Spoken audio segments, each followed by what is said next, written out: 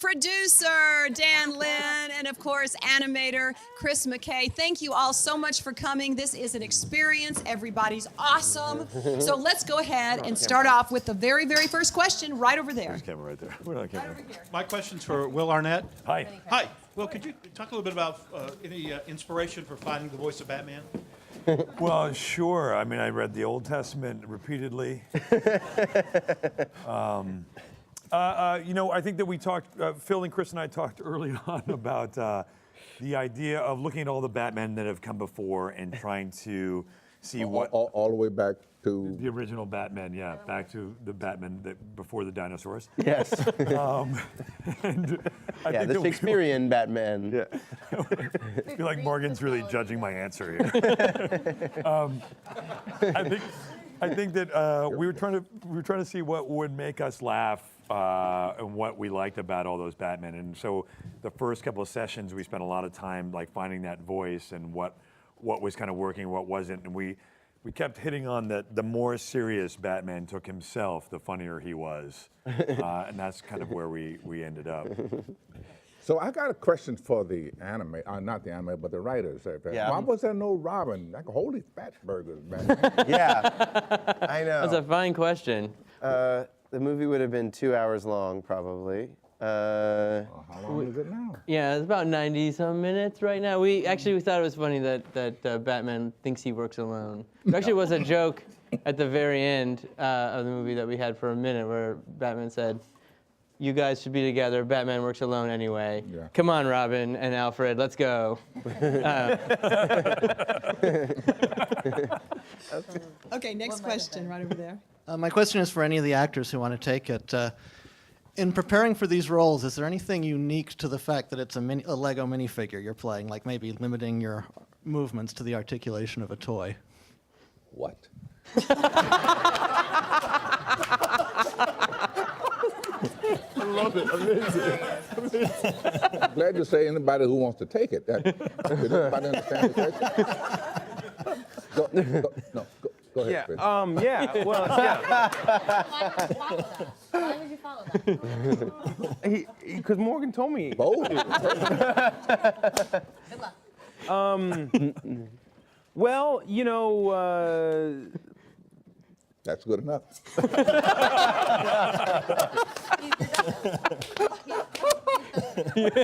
am I good? That's it? This is like the best press conference ever. You guys just do whatever you want to do. Okay, you want to go to the next question? Okay, next question. All right. This one's easier. In the movie, at the end, you find out that this person, the bad guy, is more of a control freak with his hobbies. Do you guys have any hobbies that maybe you're a little bit of a control freak and maybe we don't want the kids to get near? Yeah, I play golf. You ever played golf?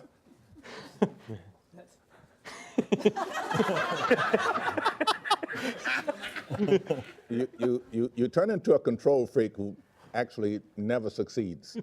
It's super frustrating. Really. Yeah.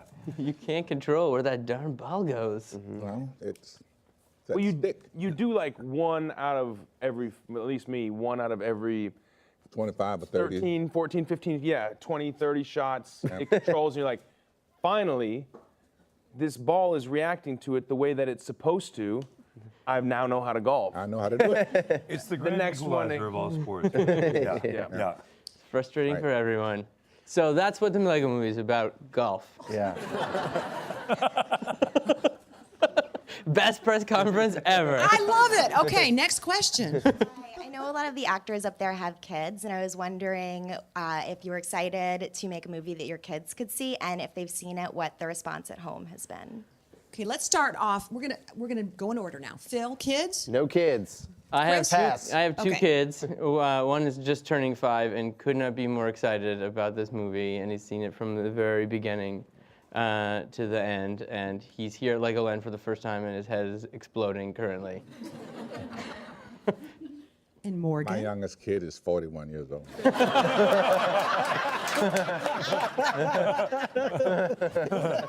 Murdering today. So he's not that excited. All right, well, I have a 3-year-old and a 5-year-old, and they're both extremely excited. They're also here and they're going crazy. My youngest keeps calling it, I love it, he keeps referring to the movie as the Lego Batman movie. Sorry, guys. The way it should be. He's really excited. Yeah.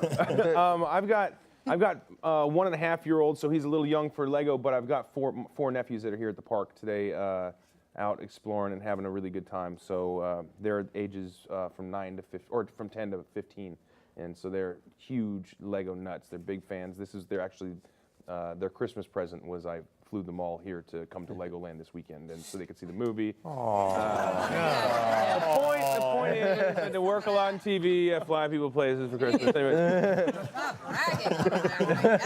That was the point? Yeah, the point is I do good Christmas presents for my nephews, and I have a lot of money. What? I'm a lot of TV. To Will's point, my son, my nearly 3-year-old son, calls my Wild Style minifig mommy Lego, and I don't say anything. I let him think that. Yeah, I just let him call it mommy Lego. That's pretty awesome. Yeah. I mean, so Dan is the producer, kids. Yeah, I have 2 boys, 9 and 5. They're Lego fanatics. Actually, they're at the theme park now with Chris Miller's son, Graham. And it's kind of a dream come true for me because now they're actually, with Graham, playing the Lego movie. So they've now purchased the minifigs from the movie and they're telling their own story. So I think that's a dream for us as parents and even as filmmakers that you make this movie, but then the kids are now making their own version with the minifigs that we've created. We could use some help on the sequel. So see if we can write some of those ideas down. Yeah. Chris? Yeah, I don't have any kids. My niece and nephew we're very excited to meet Emmett and Wild Style in the park yesterday. They're much larger than I feel like you felt like some weird shame over the Yeah. nephew thing. Yeah. I feel bad. Like maybe we shouldn't have made that question got weird. Undo. We'll go on to the next question. Undo. Right up there. Hi, my question is for directors. This movie is combined live action and CG animation and also stop motion animations. What was most difficult and challenging, and the reason? I think the most difficult thing was actually getting a story that made sense and was entertaining of all the things. But from a technical standpoint, I think probably getting the CG to look photoreal and be full of like thumbprints and scratches and dust and dandruff and make you think that it was a real Lego set that matched up with all the real Lego things that were in the movie, so you couldn't tell was probably the hardest part. Finding the exact right amount of dandruff was the biggest challenge. Too much and it looked snowy, you know? Yeah. You'll never see me scratch my head. I mean. That's right. Morgan, more dandruff, please. Starring. Hello, everyone. So my question is for everybody on the panel. What's your earliest memory of Lego in your lives, and did that impact you wanting to be involved with the film? My earliest memory of Lego involves like grabbing them from my sisters. Like, no, they're mine. I'm playing with them now. And I was very bossy about it, for sure. And then my journey now, I have 2 young sons, so like I've now journeyed back to just, I like to build things. I can admit this about myself. I'll spend time with my sons on the floor and I'll build something that I think is cool. And then my kids, I present it to them and they immediately smash it and my heart pretty much. Yeah. That's part of their process. Like they destroy it. That's their play. Mine is like to feel proud of it, and then they just literally smash it, as if it means nothing. I like to make like swords and weapons and whack people with them. That was my thing. I was like hit my brother with a Lego sword and try to see how fast you could swing a Lego sword without it breaking, because the force of swinging it would sometimes break it. So that's, I guess, my first memory. Really strong. You were really strong. Even then, I was really. Point is, even then, I was really strong. And you do a lot of. And TV. I do a lot of TV. I mean, I don't want. You know what I mean? It's like I'm just caring. I give a lot. Expensive gifts is the point, I guess. What I'm driving at. Morgan, do you have any memories of Legoland as a kid? My kids were little at one time. And my memory of Lego is just little pieces scattered all over the apartment, because I don't have any creativity around Lego, and so neither did my kids. So I don't even know which one of them got the gift for Christmas. but the pieces just wound up, on the floor. Yeah. Stepping on them with a bare foot is about the worst thing that can happen. Oh, yeah. Is that genocide? Yeah, Danish form of torture. Wish I was better. Hi, folks. Congratulations on the film. I felt like a 7-year-old watching it last night. That's a good thing. I have a question for the 4 actors. I hope you can all briefly answer. Did you have a backstory to work with? Did anybody develop one? Because they're really interesting characters. And also, for anyone else who can answer this, there was this song in the movie. Oh, dear, yeah. Could you just give us a brief history of I feel like where both that of came these from? questions reflect poorly on the director. You can answer last. Okay, let's start with the actors.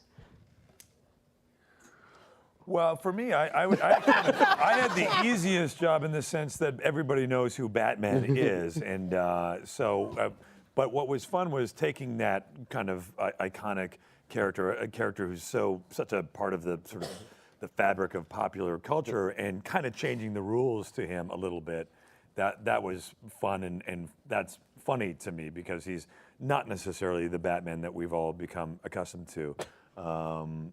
So that's kind of what we tried to do. I thought he was cool, though.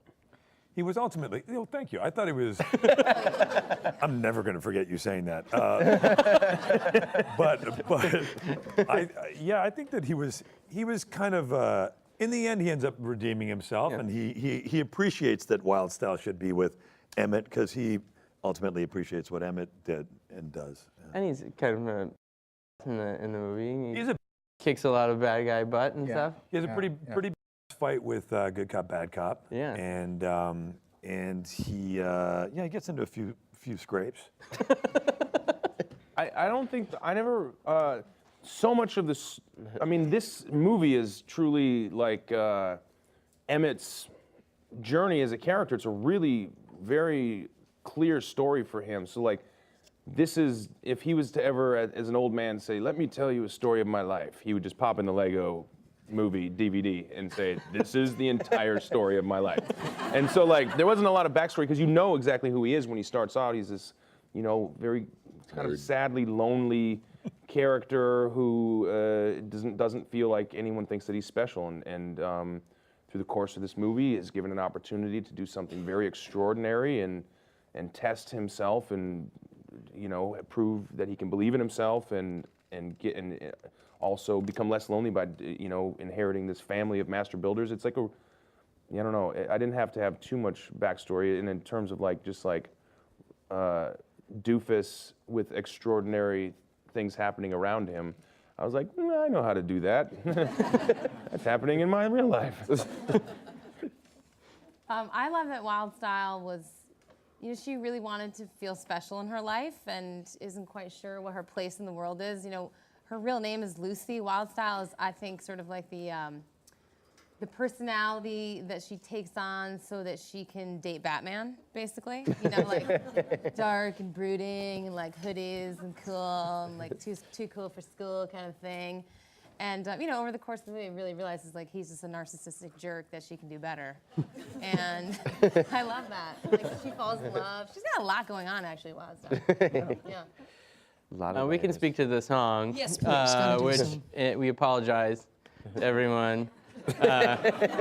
Publicly. We did write in the script that there would be a song called "Everything Is Awesome," and it would be the most insanely catchy, cheesy pop song of all time. And Chris McKay, who his friend Sean Patterson came up with this tune that burrows into your brain and never leaves. So it's kind of Sean's fault. Yeah, I like to blame. Yeah, it's more Sean's fault. And so, yeah, it really does have this quality where it just sits in there and says, "I'm not going anywhere." And so I apologize. But the What's interesting about the song is that so many things changed over our movie over the course of 4 years. Our characters, our story. The song was actually really developed early on. Yeah. It was in the very first animatic that we did. Yeah, we It wouldn't leave the movie. Yeah, Literally set up camp in It the was movie. literally What About Bob? It was the unwanted house guest that sat in the film. Yep. It was. Anybody want to sing it? No. Negative. Morgan does. It's already in there. Maybe, yeah. Next question over here. Hi, good afternoon. I was denied Lego as a child, so this was kind of really cool to be part of. But I have to admit, what I was really taken by what I really loved about the film was how adult it was. It's a very smart movie and has some really great things for children to hold on to, but I think more so for their parents. And for Phil and Chris, I'm curious, did you approach the film first from adult perspectives, or was always the agenda was to kind of appeal to kids first and then have the benefits for the Look at these guys. What are you asking? Come on. Yeah. We're clearly not adults, so. No, I mean, every movie that we do, whether it's an R-rated comedy or a family movie, we approach the same way, and we just try to make each other laugh. And It just so happens that our sense of humor is so juvenile that it appeals to children as well. even the XXX rated one. That's right. Yeah, even the adult films that we make in our spare time. Some of your funniest stuff. Some of our funniest stuff is in the adult And the film kids love it. world. If you make X-rated, I laugh. Yeah. Okay, next. Where were you? A question for Elizabeth. What was the best thing about not having to do any type of hair and makeup for this? That was the best thing. And also, is there anything that you brought in or wore to kind of help you stay in character or be comfortable in the booth? Well, the best thing, honestly, is most of the time the girls on a movie set have to be there 2.5 hours before any of the boys show up, and the boys all forget that. And so not getting to sleep in. Yeah, sleeping in was great, and not caring about hair and makeup and all that. But also, and then in the booth, I do most of the recordings barefoot. For 2 reasons. Partially because you're not allowed to make any other noise. Like you can't even wear a watch that goes tick, tick, tick because they hear everything. And then also I just like to be really grounded and bounce around, and jump around. And it's an action movie. We have to vocalize all the movement. And so it's a good workout, actually. Really good workout. Yeah. Yeah. See, that's interesting, Morgan. You actually learned something, right? I mean, Yeah, I just sit here and I'm learning all kinds of stuff. I really did not know that ladies had to be on set 2.5 hours before the men. I knew it had to be there earlier, because if they got hair, it has to be put up in curlers. Exactly. Sure. Exactly. Sure. okay, next question right over there. Sorry, I lost my voice. But other than the amazing visuals, what lessons should children walk away with this movie? What should children walk away with? I mean, What should they desire walk to away see with? it what is again. there? I mean, Very important lesson for all children to learn.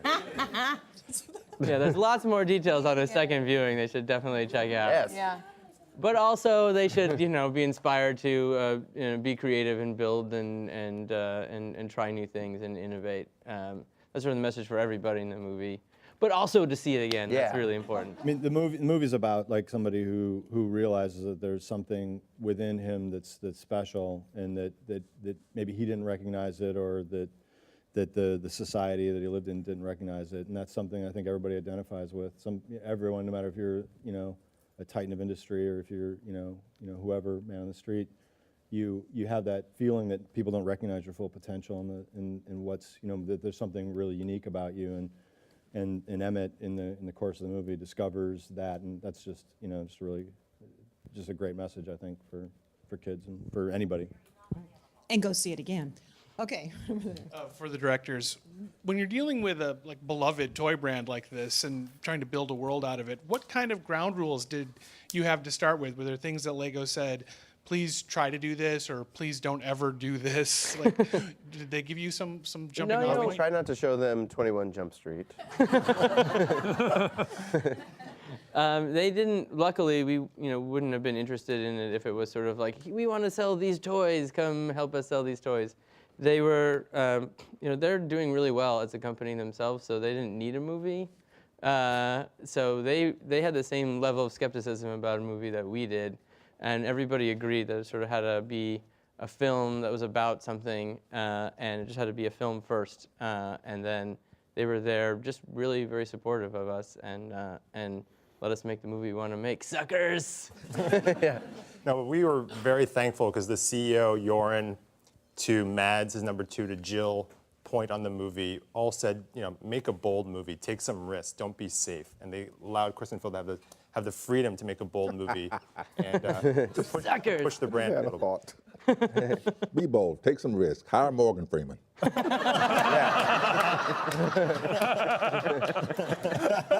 something no one's ever done in a film before. I hear this guy might actually make it in There's an Hollywood. up-and-comer named Morgan Freeman. Just keep at it.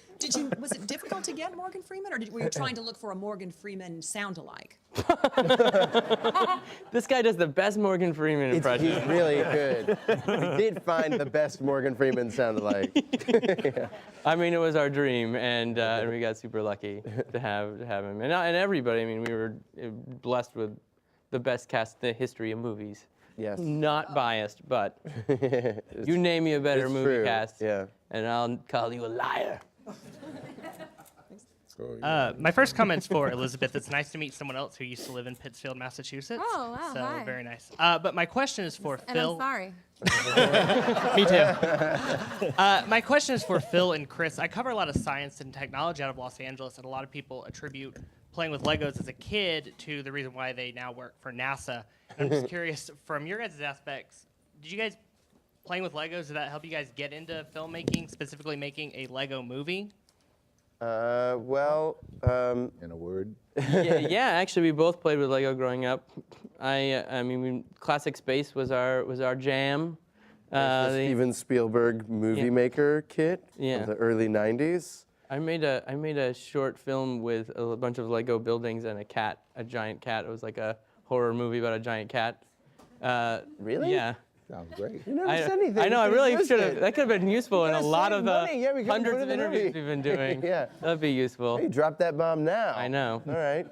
You know. But they're a really cool toy, and one of the reasons is that they're a left brain toy and a right brain toy at the same time. They engage the creative side and an engineering side, and that's kind of one of the things that inspired us in the first place. Oh, okay. For Will Arnett, you seem to be having this great parallel career where you do vocal work like this. Surly the Squirrel and the Nut Job.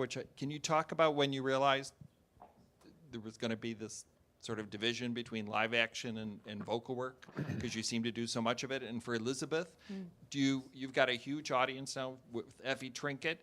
Do you see any connection between her and Lucy? Will? Let's answer in unison. I decided. 1 second. This is going terribly. You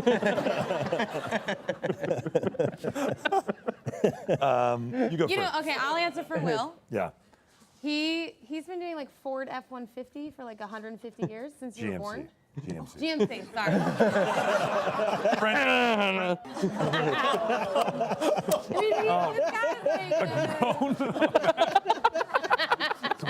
Somebody gets up and leaves.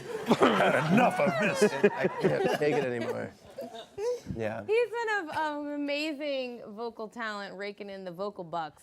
Really, I mean, years now, right? Yeah, I had spent many years paying my rent in New York as a voiceover guy, and then once I started working much more as an actor, I guess it sort of logically made sense that I would maybe start doing much more sort of animated fare and stuff like that. But I didn't really see this as a like everything in my life, I had zero plan and stuff just happened, and then I go, oh yeah, I meant to do that, and so it's just very fortuitous. I consider myself very, very lucky to have been able to do it. Yeah. Morgan, you should look into getting into the voiceover game. You've got By the a lot way- of talent. I don't know. Yeah. Really. It should be noted that he is, of course, Mr. Morgan Freeman has one of the great voices of all time, sort of iconic voices, and I'm. You want to hear me say something? Yeah. Read the phone book. So it's kind of a thrill for me as a voiceover guy to be sitting next to him and being part of this vocally with him, I gotta say. I'm learning to love you too, Will. Are you going to answer for Elizabeth? Yeah, with What's in common with Effie and Wildstyle? Yeah. I'm so curious. It's so funny.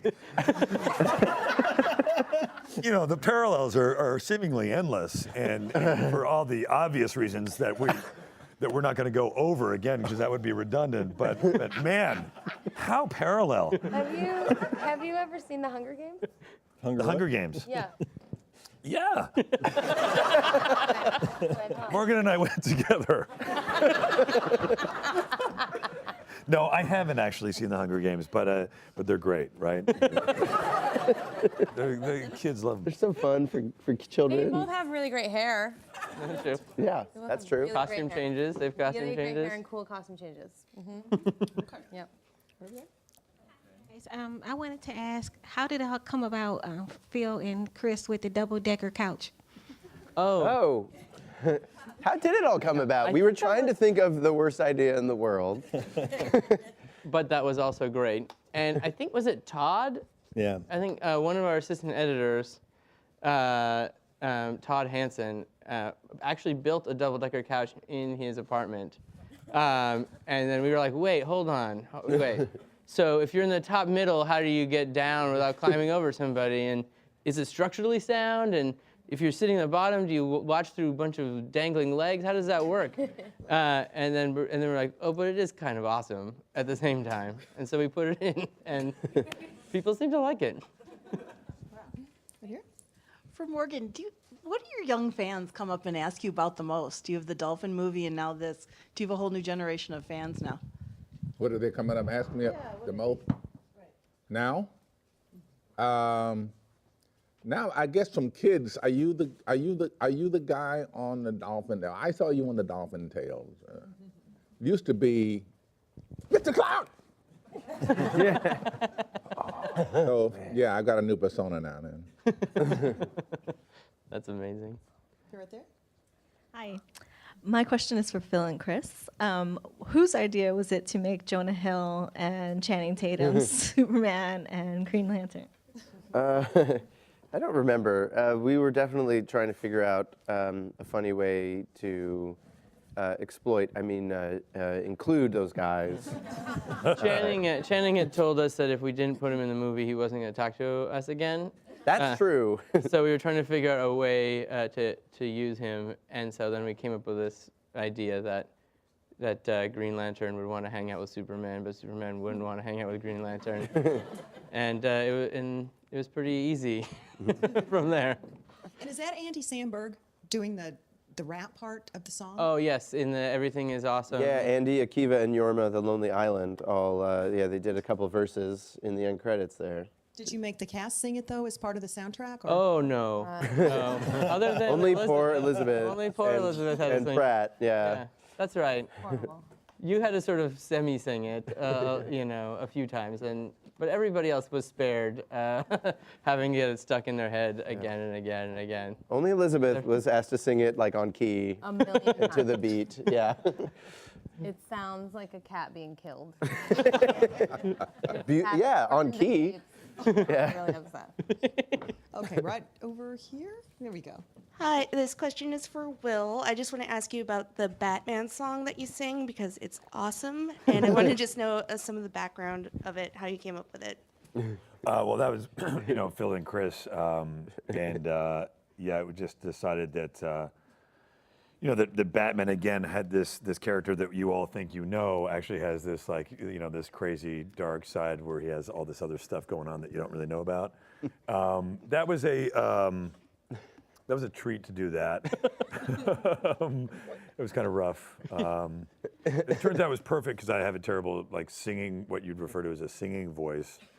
So that was great. Yeah, so we were like kind of sing screaming. Sing screaming, yeah. Yeah.